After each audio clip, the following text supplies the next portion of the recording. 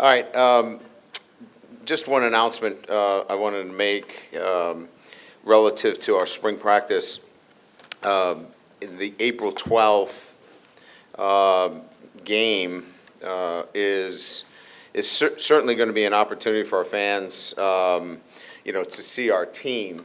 But it'll be in a different format. It will be, for us, a culmination of the work that we're going to be doing. It'll be a scrimmage, but it'll be controlled, situational. You'll get a chance to see all of your favorite players and be able to be part of what would be a culmination of the 15 practices. But there'll be live scrimmaging, but it'll be in a different format. It won't be a continuous game. It'll be broken up into situational, red zone, some kicking game. There'll be a lot more special teams involved in it. And again, as I mentioned, the opportunity for our fans to engage with our players. Will wrap up the event with an autograph session on the field in Tiger Stadium. And just much more of an engaging event for our fans with our players. So taking a different kind of spin on it and making it just a different event than it has been in the past, and giving our players, every one of them, an opportunity to be involved in kind of like what we just did here, where everybody got reps today. Regardless of whether they were freshmen or transfer or somebody in our program, we want to make sure that that happens as well. So thanks for letting me get that out. We wrapped up our 5th practice today. Today we tackled, and tackling obviously is part of this game, and it also allows you to get a better sense of just the whole 11 working together, because what happens a little bit when you put it all together, players have to play much more in a controlled manner, right? And they've got to come under control, but they also have to be tackling, and that is getting guys to the ground. And you see things a little bit differently when you get into a tackling situation. And I thought by and large there were good things on both sides of the ball, as you would want. And we'll watch the film and get a better assessment of where we need to continue to get better, what we learned from it today, and we did some things well. So that was kind of my assessment. We had got a lot of work done. We had 2 hours out there, and I thought it was a very productive day. So with that, we'll let you guys fire away.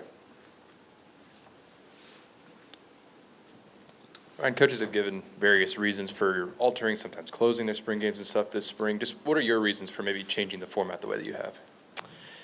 I think my reasons, more than anything else, was that my last couple of years, and in particular last year, we started off, if you remember, with some red zone situational work. We haven't got enough special teams work in those games.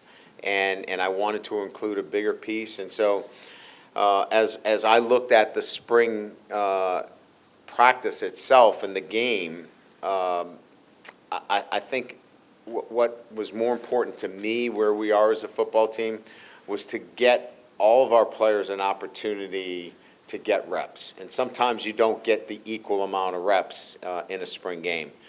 We have some young players that need some practice time, and this will give everybody an opportunity. You don't have to worry about splitting the squad. You don't have to worry about some of the nuances that splitting it up and having 2 teams sometimes make it difficult for you to get the matchups that you want. I can simply go ones versus ones and have some really good matchups that we can test our players. So I just think the format of a spring game for us in this fashion just makes more sense and allows us to continue to work on the things that we need to get better at. Some coaches have expressed concern that other schools were watching spring games with the idea of poaching some of their players. Did that factor in at all for you? I wasn't worried about that. I mean, I think if if you're going to lose a player, it's not because of what they put on film in the spring ball. It's because of what's happened, throughout the entire semester or year. I think that was just an easy soundbite to, get out from under having a spring game. That's just my opinion. I think the game itself needs to be treated much more as a work day.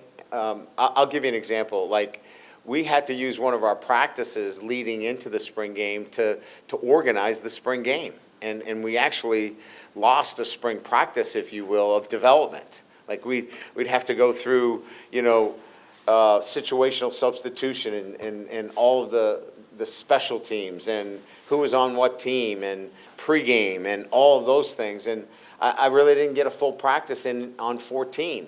Now I don't have to worry about that. I get a full practice in on 14, and 15, I get some more developmental work in third down situations or short yardage and things that maybe never would come up in a spring game. So it just makes more sense. We were wedded to this idea that it had to culminate with a spring game. And I just think we just took a step back and said, you know what? Let's think like OTAs. Like, you got so many OTAs, use them up. Make sure that you're getting all the developmental work and skill work necessary, and don't be wed to the idea of a spring game. Now, some may still want it. Like, if I had a really young football team that we were playing a lot of young players, I may opt for a game. So we have to go through the tunnel, and we have to go through a pregame, and I put them in the locker room and have them run out. So it's not the first time we do it against, say, Clemson, right? So there are some teams that may want to have a spring game. I just think that everybody now is at that point where let's not be wed to having a spring game just because. Just want to ask you about your running backs, Caden Durham, going from freshman to sophomore year, hopefully 100% healthy. I know you were proud of the way he grinded through injuries. Yeah. And then Caleb Jackson, obviously, has the physical tools, but he's still learning the game of football, right? Can you talk about those two guys? Yeah, I think you've done a good job right there. That's it. Well, there's the question and the answer. I mean, it makes it easy when you're here. I think add Harlan to that as well. I mean, he's getting a lot of reps, and he's a young, talented back. But go to Caden. The good part about it is he's healthy. But we're doing some things in the spring that are first time kind of looks for him. And so the spring for him is really about getting some looks.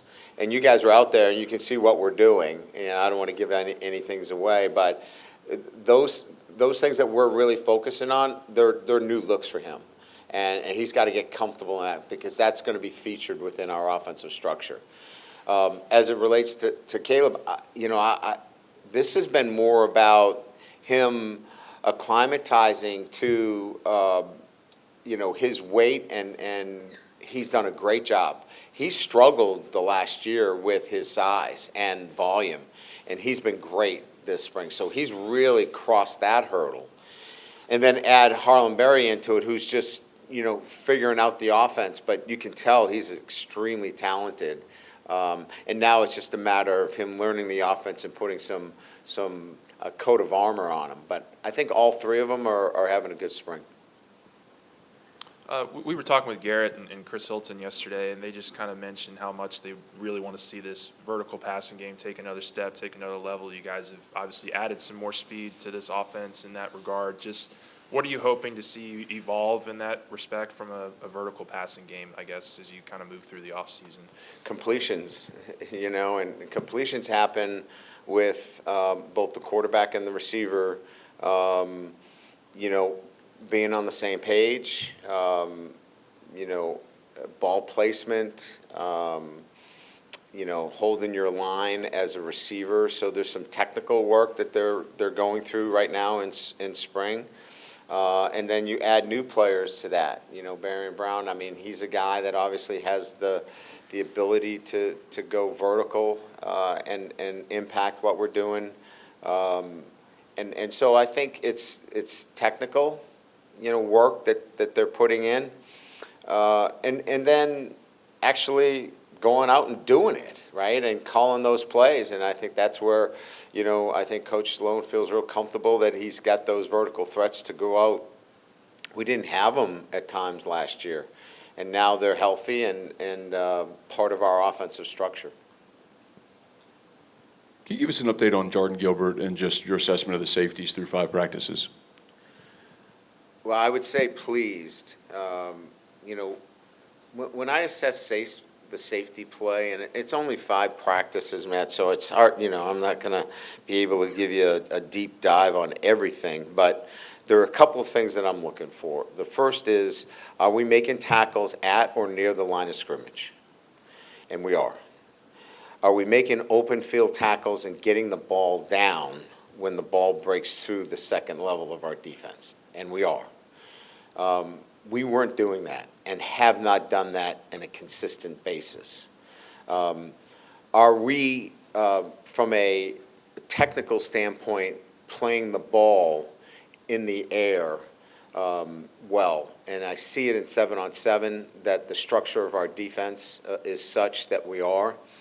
So the early indications are that we're getting that kind of play that you generally see with the development of young players. Deshaun Spears, Joel Rogers,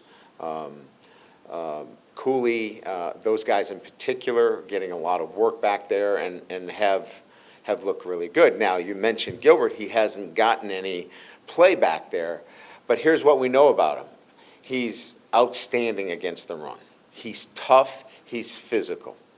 And so plug in a veteran guy when he gets healthy into that mix, and now you really have some things to work with when we talk about the structure of our defense. Do you think you'll have Gilbert in spring, or is he out all spring? No, he'll be out all spring, yeah. But he's there every day.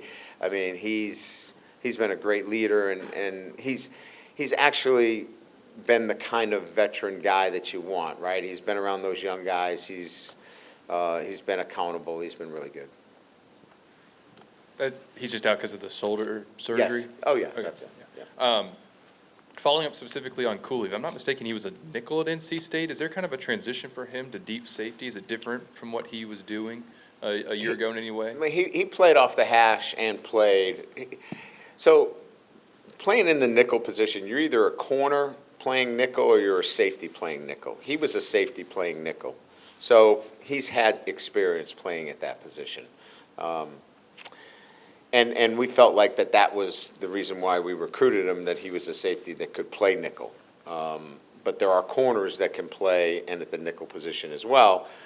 There's a difference, obviously. One's a little bit more physical at that position than the other, and one's maybe a little bit more gifted in terms of the coveraging, but maybe not as strong against the run. So he was always a safety that could play nickel, and that was the kind of versatility that we thought we would get in the recruiting. The referees being out there today, what's the benefits of that? Are there new rules for the players to learn as well, or? No, I just like having the structure of that in a tackling situation. When you go into tackling, I just feel like it's not the same unless there is the structure of having referees out there. The first time that I bring them out, we don't throw flags.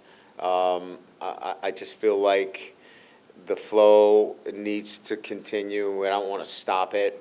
They'll write everything down. I'll get a report if there's anybody. We had one where Wes Weeks clapped his hands to get his guys to move, and of course that's our cadence, so that is a delay on the defense, so that was a penalty. So we had things like that we'll write down and we'll go over in film study. But I like to have them out there just to build the structure of the game-like experience. The disconcerting signal thing, that's become a big thing over the last couple of years, huh? Yeah, it has. I think that there are times that we've taken it a little bit too far, but I think clapping of the hands right at the line of scrimmage, if that's your cadence, I think that that's an appropriate penalty. I think if you're at the corner position and you're clapping your hands at a safety, I have a hard time with that one, but I guess it's hard to administer it once You let that one out of the bag, you gotta call it everywhere. But we're managing through that. When you take 16 transfers, do you think, is there like, in your mind, I guess, a threshold you want to hit numbers, like if this percentage of the group pans out, that's a win for us? Or is it more positional for, I'm talking about this coming year of, if these groups come through for us, that's what we really need?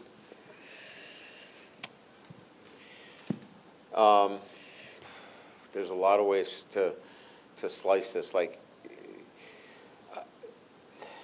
going into the transfer world, or free agency, or whatever you want to call it, whether it's the NFL or college, the base of your program has to be 50% or greater, in my breakdown of putting together a program, of incumbent players.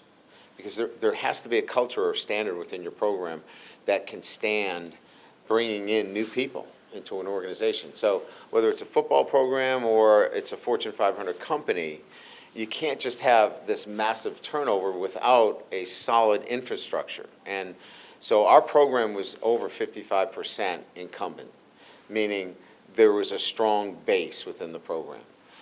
So we felt like we could get up to a particular number, and that number was somewhere in that 14 to 16 range, and maintain that balance within our program. I want to keep a balance of about 55% that are incumbent, and then bring in a percentage of transfers and true freshmen. That's the balance. There's 3 phases to it. That's what the number looked like between 14 and 16, to keep that. Sometimes we won't go that, we'll go the year before, we didn't have room for that. We weren't at 55%. So we needed to take more freshmen to keep building to get to that number. This year, we were in a position that we needed to build the roster strength, and that's why we were able to go further.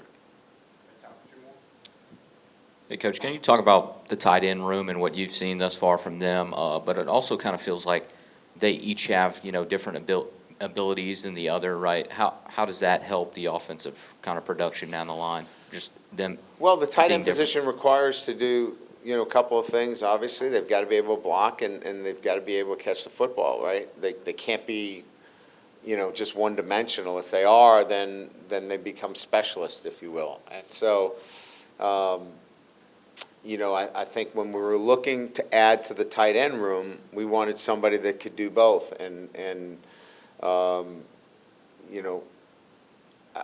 that's what we found. I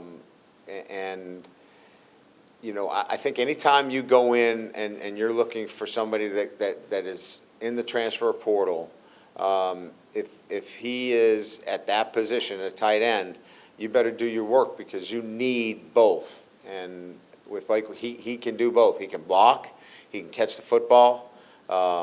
He's from the state. He knows it. He knows this place really well. He's passionate about LSU, and he's had a really good spring. I mean, he had a great day today. I mean, he's already got a great relationship in terms of understanding our offense, and Garrett's finding him already. So add that to what is already a really elite tight end in Tradez, and we've answered that question resoundingly. Coach, so you took in a lot of transfers. You've been talking about them a lot. How important was today in particular, the first day tackling and seeing how they engaged with the team, and what were some of the takeaways from those transfers? Well, we had seen the impact of our transfers over the last few months, and we're really pleased. I don't think that this scrimmage had anything to do with whether this validated their presence or not. Their presence was validated in the way they've shown themselves over the last 8 weeks, their work ethic, their commitment to being champions both on and off the field. They've been outstanding. These guys are they're here to win a championship. I mean, you go out there today, I don't know, you guys were at practice, right? I mean, you don't hear a bunch of talking. I mean, it is business. I mean, they are here to win a championship, and they take their craft serious. They go to work, and it's fun. Fun. Good. Thank you.